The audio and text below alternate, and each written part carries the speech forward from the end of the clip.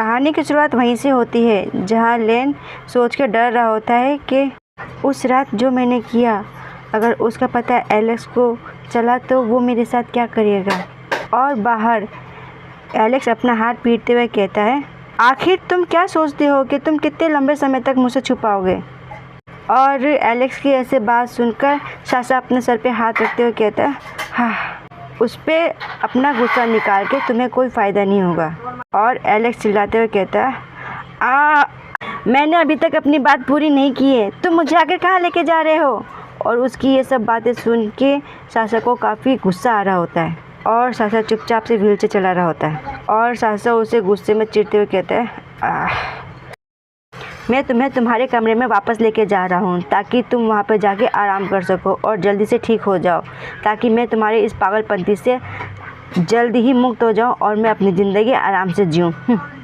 और गुस्सा करते हुए कहता है, अब मुझसे लड़ना बंद ही करो। अगर तुम डाउन फील कर रहे हो तो बस तुम रेंगते हुए जा सकते हो। और साशा की ये बात सुनकर एलेक्स कहता है, धत तुम और धत वो। और ऐसा करते हुए वह अपना फ़ोन फेंक देता है। आई एम ग्लैड कि इसने मेरा फ़ोन यूज़ नहीं किया, नहीं तो अभी मेरे फ़ोन की हालत भी ऐसे ही होती। और अपने सर को पकड़ते हुए कहता है, ये सब बस उस स्टूपिड रिंग की वजह से हुआ है और अब से सब लोग यही सोचेंगे कि मैंने उस बेवकूफ़ इंसान के प्यार में पागल होके उससे शादी की। और फिर साशा अपने गले में हाथ फेरते हुए कहता है, ओह, तो मैं तुम्हें रिमाइंड करवा दूँ कि अंत में तुम्हें वह रिंग पहननी है। और उसकी बात सुन के एलेक्स गुस्से में चिल्लाते हुए कहता है, जाओ यहाँ से, मुझे अकेला छोड़ दो। और साशा कहता है, हाँ, इसकी पर्सनैलिटी ही इतनी डिफ़िकल्ट है कि इससे बिना गुस्से में कोई भी बात नहीं कर सकता। ऐसा कहते हुए साशा बाहर जाता है और बाहर उसे लेन मिलता है जो कि एलेक्स के बारे में पूछता है। वो, हाँ, क्या वे ठीक है। और उसको इग्नोर करते हुए साशा आगे बढ़ जाता है और वह सीढ़ियों से ऊपर जाता है। उसके पीछे पीछे लेन भी जाता है और लेन को अपने पीछे आते देख साशा उससे कहता है, अगर तुम्हें उसकी इतनी ही चिंता थी तो तुम्हें अपने कमरे से बाहर आ जाना चाहिए था। और लेन कहता है, उसकी आवाज़ ने ही मुझे इतना डरा दिया था कि मैं उससे देखने से भी डर रहा था। और साशा उसे कहता है, पर मैंने देखा कि तुम्हें इस चीज़ से ज़्यादा डर था कि कहीं उसे कुछ हो न गया हो।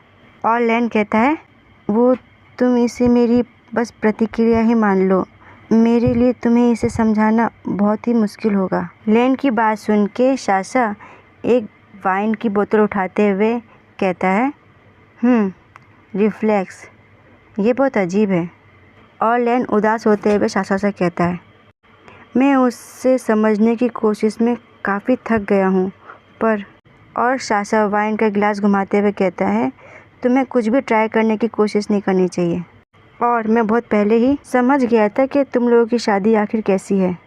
और लेन साशा से कहता है, हाँ, मुझे पता है कि हमारी शादी की शुरुआत ही गलत तरीके से हुई है। वैसे बस मैं ये अब आशा ही कर सकता हूँ कि आगे जाके ये कुछ अच्छा हो जाए।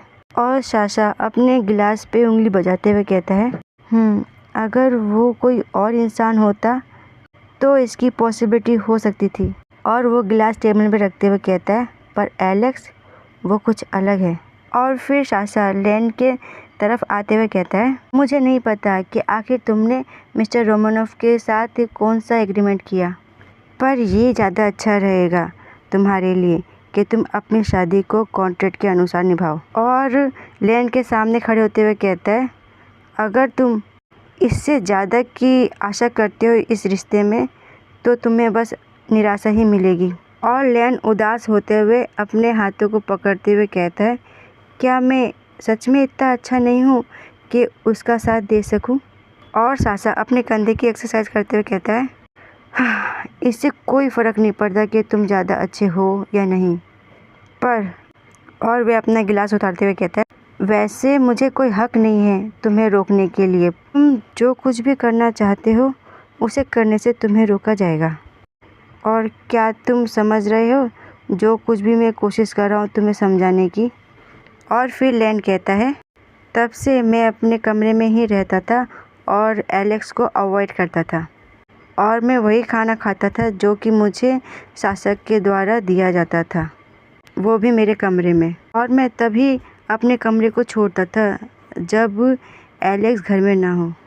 और ऐसा चलता रहा, या तो वह जब अपने कमरे में आराम कर रहा हो और हमें लेन दिखाया जाता है जो कि अपने कमरे से कहीं जा रहा होता है बाहर, और वह कहता है मैं बहुत बोर हो गया हूँ, मुझे फ्रेश एयर की ज़रूरत है। और अचानक ही उसके पीछे से 2 आदमी आ जाते हैं और लेन मन में कहता है "हाँ, ये लोग तो पहले यहाँ पे नहीं थे।"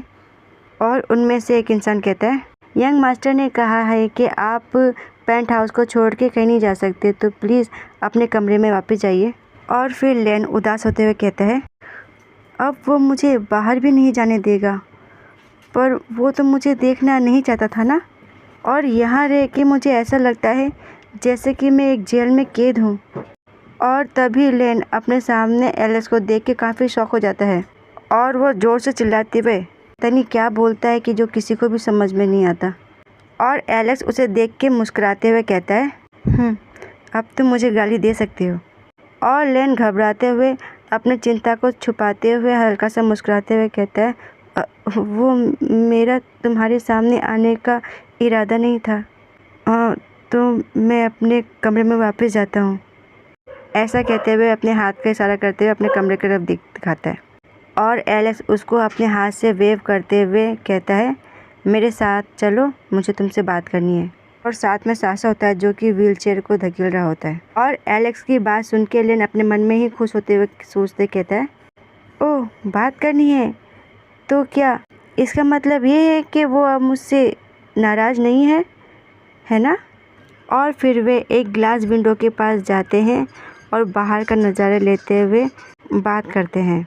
एलेक्स कहता है तो चलो बताओ, तुम्हें मेरे पिता से आखिर ऐसा क्या मिला जिसकी वजह से तुम मुझसे शादी करने को तैयार हो गए। और लेन उसके गुस्से को बढ़ाते हुए कहता है क्या, आखिर तुम ये क्या कह रहे हो, मैं कुछ समझा नहीं। और एलेक्स अपने हैंडसम लुक को बनाए हुए कहता है हाँ, बेवकूफ़ होने का दिखावा मत करो। और मेरे पिता ने ज़रूर तुम्हें कुछ ऑफ़र किया होगा जिसकी वजह से तुम मुझसे शादी करने को तैयार हो गए। और मैं भी तुम्हें वो सब कुछ दे सकता हूँ जो कि मेरे पिता ने तुम्हें दिया है, बस तुम्हें उस एग्रीमेंट को कैंसिल करने की ज़रूरत है जो कि तुमने मेरे पिता के साथ किया है।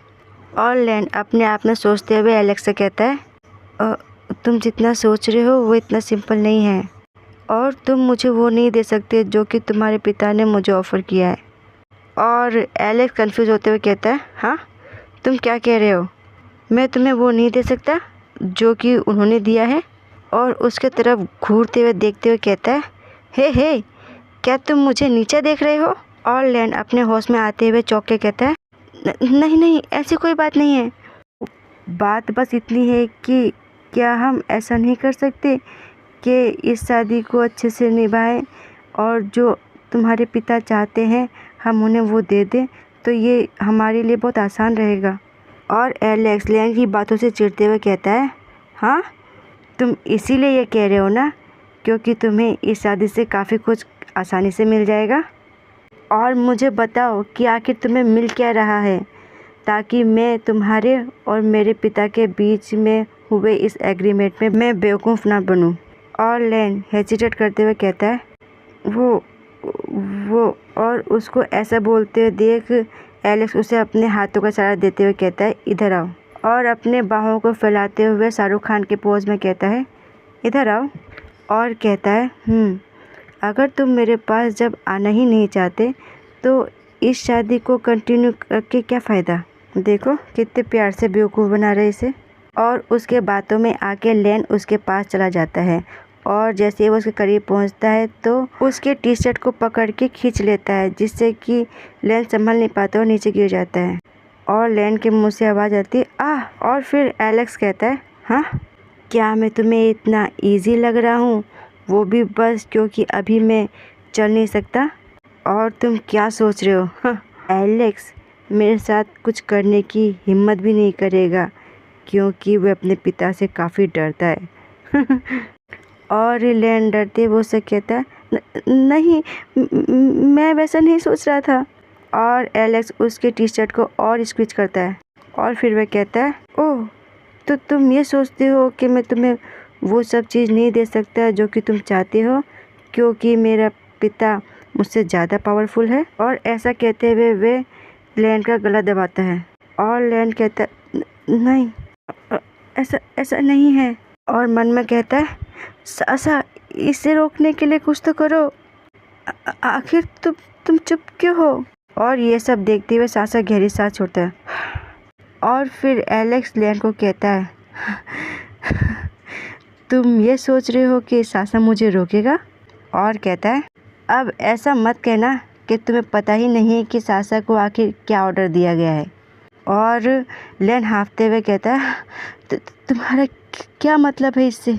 एलेक्स उसका गला और ज़्यादा स्क्वीज करता है जिससे कि लैन पूरा कांप जाता है। और फिर एलेक्स अपने हाथ को स्लाइड करते हुए उसके करीब जाते हुए कहता है, क्या तुम्हें ये नहीं बताया गया कि उन लोगों के साथ क्या हुआ जो कि मेरे साथ पहले संबंध बना चुके हैं। और उसके कान में जाके कहता है, वैसे तुम कोई ख़ास नहीं हो तो अपने आप को ज़्यादा स्पेशल मत समझो, पर हाँ तुम उनके मुकाबले कुछ ज़्यादा जी चुके हो। और फिर लैन को ठीक है कहते हुए छोड़ देता है और लैन खांसने लगता है। और फिर एलेक्स लैन से कहता है, तो चलो ठीक है, इस शादी को वैसे ही चलाते हैं जैसे कि मेरा पिता चाहता है, चाहे भले ही तुम्हारी ज़िंदगी यहाँ पे इतनी आसान ना हो जितना कि तुम सोच के आए थे। बस अब तुम उस समय का इंतज़ार करो जब वे इस बात का ज़्यादा केयर न करे कि तुम मेरे हाथों से मारे जाओ। और ऐसा कहते हुए लैन का मजाक उड़ाते हुए उसे जाने के लिए कहता है, अपने हाथ का इशारा देके। और बेचारा लैन उसकी ऐसी बातों को सुन के काफ़ी काँपने लगता है। फिर एलेक्स उसको काफ़ी घूरते हुए देखता है, और ऐसा मत सोचना कि तुम मुझसे छुप सकते हो। फिर एलेक्स सासा को इशारा देते हुए लैन से कहता है, मैंने तुम्हें एक मौका दिया और तुमने अपना चुनाव कर लिया। और ऐसा कहते हुए लैन को पीछे मुड़ के देखते हुए जाता है। चलो अब एक दूसरे को अच्छे से समझते हैं, और मैं ये देखना चाहता हूँ कि आखिर तुम कितनी दूर तक यहाँ पे ऐसे ही खड़े रहोगे। फिर लैन अपने आप को संभालते हुए खड़ा होता है और अपने कमरे की तरफ जाता है। फिर वह कार्लो से फ़ोन पे बात करके पूछता है, सर मुझे बताइए, क्या ये सही है कि क्या एलेक्स ने वाकई में लोगों को मारा है। और कार्लो उसे कहता है, हाँ आखिर तुम भी अपने पार्टनर के तरह ही बदतमीज़ हो गए हो। हाँ, और ज़रा मुझे ये बताओ कि आखिर तुम्हें इसे पता कैसे चला। और लैन चलते हुए कहता है, ये उसने मुझे अपने आप से बताया, और वो मुझसे ये चाहता है कि मैं उसे छोड़ के चला जाऊं। और आपने मुझे पहले ये सब कुछ भी नहीं बताया था, और ये सब मुझे और ज़्यादा परेशानी में डाल रहा है। और फिर कार्लो उससे कहता है, आखिर तुम परेशान क्यों हो, सासा वहाँ पे है तो सही, तुम्हें परेशान होने की ज़रूरत नहीं है। और फिर लैन कहता है, सासा ने उस वक्त कुछ भी नहीं किया जब एलेक्स मेरा गला दबा रहा था, और मेरा डर इस लॉजिक पे है कि मैं एक दिन उसके हाथों से मारा जा सकता हूँ। और फिर कार्लो कहता है, ओह वैसे ऐसा इसलिए है कि मैंने उससे कहा था कि जब तक तुम मर ना गए हो और तुम्हारे वोम को कोई तकलीफ़ ना हो तब तक सब कुछ ठीक है। और ऐसा सुनते हुए लैन चलते चलते रुक जाता है और वह चिल्ला के कहता है, क्या। और वो काफ़ी डरा हुआ होता है। और यहीं पे ये पार्ट होता है समाप्त। Please friends like and subscribe करना ना भूलिए। धन्यवाद।